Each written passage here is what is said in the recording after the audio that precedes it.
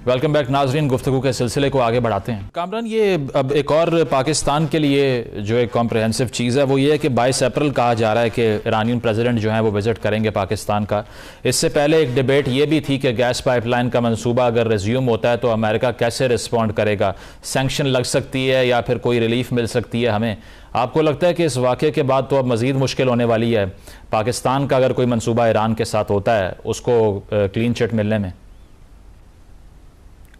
बिल्कुल, I think काफ़ी complications हो जाएंगी, क्योंकि ईरान के इस जवाबी कार्रवाई ने एक काम जो किया है, क्योंकि इससे पहले अगर आप देखें ईरान का न्यूक्लियर प्रोग्राम है वो माजी में भी जो डील हुई वेस्ट की और ईरान की, तो उसके हवाले से अगर आप देखें इजराइल के साथ बहुत से अमेरिका जी बिल्कुल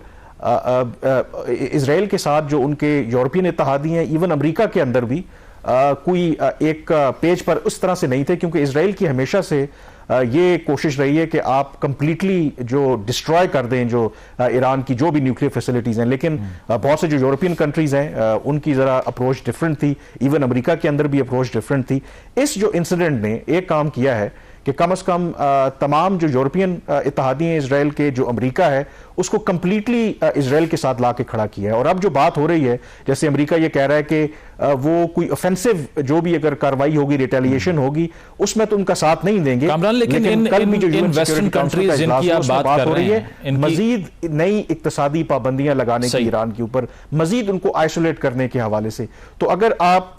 वो मामलात देखें तो फिर डेफिनेटली अमेरिका पहले भी इसके हक में नहीं था कि पाकिस्तान ईरान गैस पाइपलाइन को कंप्लीट करे, और ये जो लेटेस्ट सिचुएशन डेवलप हुई है उसके बाद तो I think it's a daunting task Pakistan के लिए। तो इसलिए आई थिंक पहले भी काफी चैलेंजेस थे, लेकिन इस इंसिडेंट के बाद ये एक बहुत बड़ा चैलेंज होगा पाकिस्तान के लिए कि आप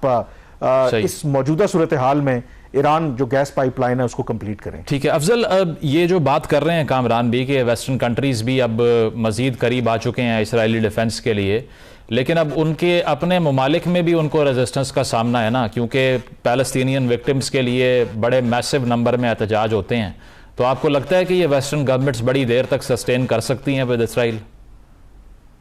देखिए, आप एक नेशन के नैरेटिव का मुकाबला नहीं कर सकते, जितने लाख चाहे NATO members, western allies including US, America, Israel की सपोर्ट में आ जाएं, लेकिन आप देख रहे हैं मुस्लिम ममालिक से ज्यादा तो आजकल वेस्टर्न सोसाइटी में पैलेस्टाइन और गाजा में सीज फायर के लिए आवाजें उठ रही हैं। और जहां तक इसराइल ये क्लेम कर रहे हैं कि ये एक नई स्टेप उठाएगा ईरान के खिलाफ, मैं नहीं समझता, क्योंकि अमेरिका में एक इलेक्शन का साल है और हम समझते हैं कि ये अमेरिका को एक बूस्ट मिलेगा कि गाजा में सीज फायर करने की कोशिश करें, इसराइल को लगाम दे और उनके साथ साथ नेटो एलाइज को भी साथ कर दें। और इसराइल पर अटैक करने या ना करने से मैं नहीं समझता कि अमेरिका अपने अप्रोच पाकिस्तान के मफादात में जो प्रोजेक्ट है उसके खिलाफ चेंज कर ले। पहले भी अमेरिका ने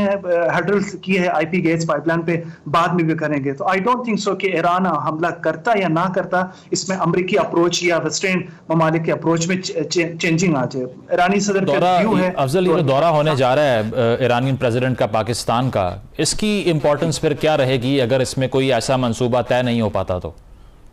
देखिए, डेफिनेटली प्रेसिडेंट रईसी पाकिस्तानी क़ियादत के साथ वो इनिशिएटिव के बारे में बात करेंगे जो ईरान इस वक्त उस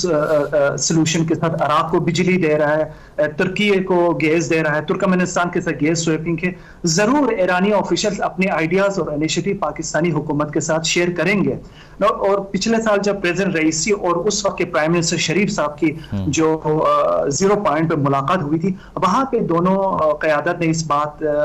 पर इत्तेफाक किया था कि एक फ्री ट्रेड एग्रीमेंट को अपनी नेगोशिएशन से आगे ले जाके इसको जामे अमली,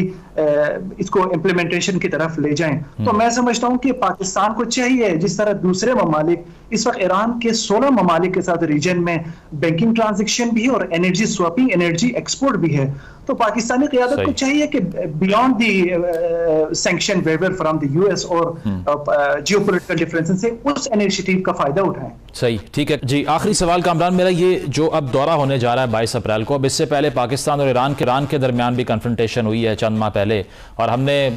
अक्रॉस द बॉर्डर जाके वहाँ पर कुछ हाइड आउट्स को टारगेट भी किया था। आपको लगता है कि इस दौरे में एक पॉजिटिव समत में जाने के लिए जो डिप्लोमेटिक रिलेशंस हैं वो भी खासी अहमियत के हामिल हैं कि दोबारा वो वाक़यात रिपीट ना हो सकें? आई थिंक इनफैक्ट ये जो दौरा हो रहा है ईरान के सदर का, ये उसी तनाजुर में हो रहा है, क्योंकि जब जनवरी में पाकिस्तान और ईरान के दरमियान गैर मामूली तौर पर एक कशीदगी बढ़ गई थी, और उसके बाद ईरान के वज़ीर ख़ारजा within days of that missile exchanges Pakistan के दौरे पर आए थे, और दोनों ने उसी वक्त ये फैसला किया था, बल्कि ईरान को शायद अपनी गलती का एहसास हो गया था कि ये उनसे एक गलत जो स्टेप उन्होंने लिया है। तो उस वक्त जो सीरीज ऑफ मेजर्स दोनों मुल्कों ने अनाउंस किए थे, एक तो जो न्यू टर्म्स ऑफ एंगेजमेंट्स हैं, कुछ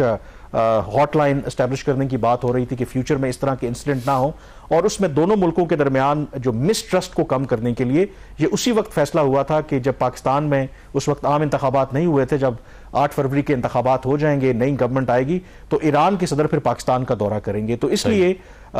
जो रीजन में जो बाकी डेवलपमेंट्स हो रही हैं वो तो अपनी जगह पे, लेकिन जो पाकिस्तान और ईरान के बायलैटरल रिलेशनशिप के हवाले से ये दौरा आई थिंक इंपॉर्टेंट है, गिवन द फैक्ट कि जनवरी में जो भी कशीदगी हमारी बढ़ी। तो आई एम श्योर कि इस दौरे के दौरान बहुत से ऐसे स्टेप्स जो दोनों मुल्क कंसिडर कर रहे थे उस पर बात होगी, ताकि फ्यूचर में दोनों मुल्कों के दरमियान कोई टेंशन इस तरह। बिल्कुल, पाक ईरान रिलेशंस के लिए भी ये दौरा खासी अहमियत का हामिल है। बहुत बहुत शुक्रिया कामरान यूसुफ साहब और अफजल रजा हमारे साथ थे। और अब देखना यह है कि जो ईरानी सदर का दौरा है पाकिस्तान है, उसमें जो अमेरिकन सैंक्शंस हैं उसको अवॉइड करते हुए कौन कौन से ऐसे मुआहदे तय पाते हैं जिससे दोनों ममालिक का फ़ायदा और साथ साथ कशीदगी जो कि जनवरी के महीने में हमने देखी वो रिपीट ना हो सके। एक ब्रेक शामिल करते हैं, ब्रेक के बाद वापस आएंगे। Stay with us.